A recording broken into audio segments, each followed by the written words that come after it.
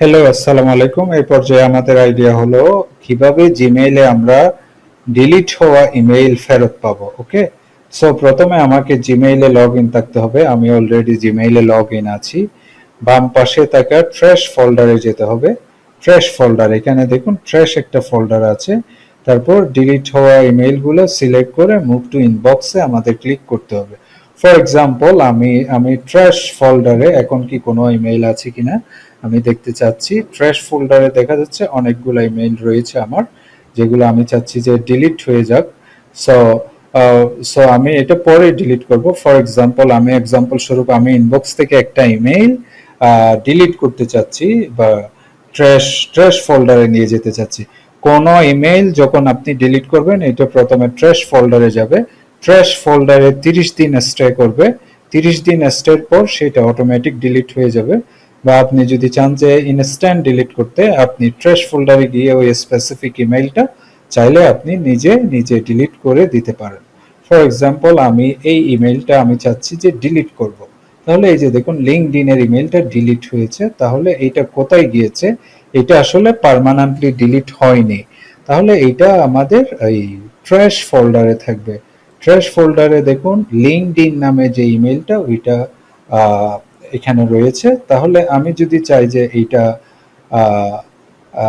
ধরেন আমি যদি ডিলিট ফর এভার, এই যে একদম পার্মানেন্টলি ডিলিট করতে চাই তাহলে ডিলিট ফর এভার।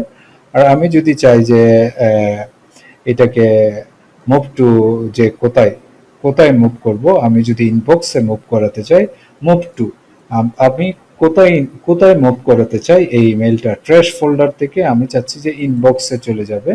তাহলে এই লিঙ্কডইনের যে মেসেজটা এটা দেখুন ইনবক্সে আবার চলে এসেছে। এবং আমি যদি আবার চাই এটা আবার ডিলিট করলে এইটা ট্র্যাশ ফোল্ডারে আবার চলে যাবে। তাহলে তাহলে এইটা আমি চাচ্ছি যে ধরেন মুভ টু ইনবক্স, আমি আবার যদি ইনবক্সে নিয়ে যেতে চাই তাহলে ইনবক্সে আবার চলে আসবে। এই যে দেখুন লিঙ্কডইনের এই মেসেজটা ইনবক্সে চলে এসেছে। সো আমাদের মেইন আইডিয়া ছিল এই লেকচারে যে কিভাবে জিমেইলে ডিলিট হওয়া ইমেইল আমরা ফেরত পাবো। তাহলে আপনি যখন ডিলিট করবেন, ডিলিট করলে সেটা ট্র্যাশ ফোল্ডারে 30 ডেজ জমা থাকবে। এবং যদি আপনি ওই ট্র্যাশ ফোল্ডার থেকে ডিলিট না করে থাকেন 30 দিন পর অটোমেটিক ডিলিট হয়ে যাবে। আর আপনি যদি চান যে না আমি ডিলিট করলাম কিন্তু আবার পরক্ষণে আপনি মনে করলেন যে না এটা আমার ইনবক্সে থাকা উচিত, তাহলে আপনি আবার আবার যদি ইয়েতে গিয়ে ট্র্যাশ ফোল্ডারে গিয়ে আপনি যদি ওইটা সিলেক্ট করে দেন যে মুভ টু ইনবক্স, তাহলে আপনি এই ইমেলটা ইনবক্সে চলে আসবে, যেটা আমরা অলরেডি দেখিয়েছি কিভাবে আপনি করবেন। সো দেখুন লিঙ্কডইন মেসেজটা অলরেডি আমাদের ইনবক্সে আছে।